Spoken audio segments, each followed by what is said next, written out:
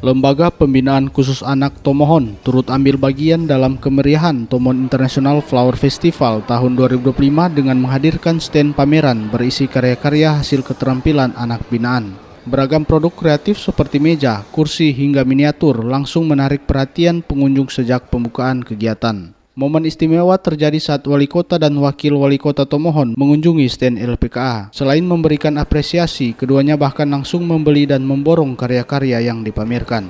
Tak hanya memamerkan hasil karya, LPKA Tomohon juga menegaskan komitmennya untuk mendukung visi pemerintah menjadikan Tomohon sebagai kota pariwisata dunia.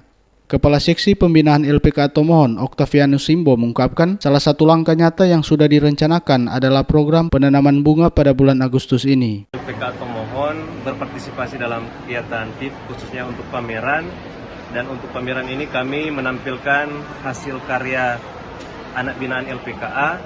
Di sini berupa meja-meja, mungkin kemarin juga ada kursi yang kita siapkan, kemudian ada beberapa miniatur yang memang tadi langsung terjual saat pembukaan kegiatan.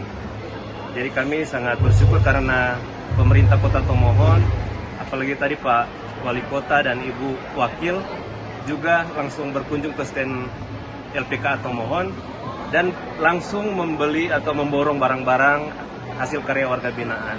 Dan semoga harapan dan cita-cita dari Pemkot Tomohon dan kami juga LPKA di dalamnya menjadikan Tomohon sebagai kota pariwisata yang dikenal oleh seluruh dunia. TIF 2025 kembali menjadi ajang pembuktian bahwa kreativitas, pembinaan dan dukungan pemerintah dapat berjalan beriringan membangun citra kota sekaligus memberi harapan baru bagi masa depan anak-anak binaan.